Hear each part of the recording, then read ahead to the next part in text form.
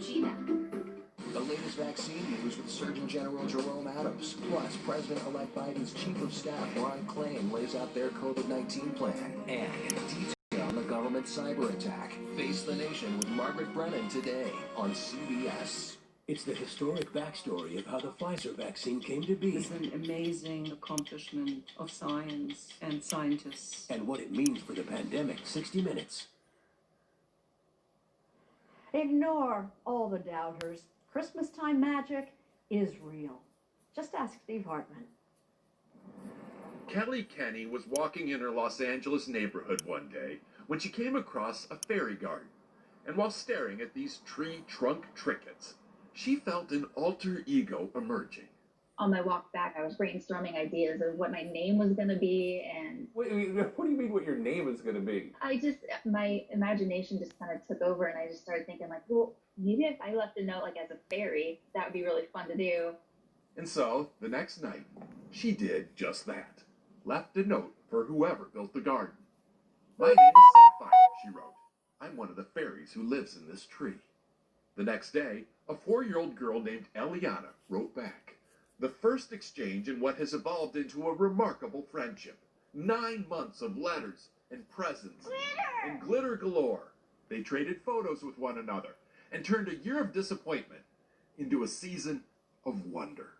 Eliana's mom, Emily, couldn't be more grateful. Can you believe the extent that she went to for all this? Oh, like, we were constantly floored. Like, the gifts that she would give were just so personal and so kind, and we were just like, we don't even know you. Eliana felt like the luckiest girl in the world. But what she wanted more than any present was to meet her new friend. And that's when Sapphire remembered that fairies can, on very rare occasion, turn human size. Which is how, earlier this month, Sapphire appeared. She turned around and saw me, and the way that she looked at me, I'll never forget that. It was just really magical. So Kelly says at the start of this pandemic, she was in a dark place. But with a little imagination and a whole lot of kindness, she found her light. And says you can too. I want people to believe that they don't have to be a fairy to give a little bit of magic to somebody else, and it doesn't have to be a child either. That true love for one another, that's real. Real as it gets.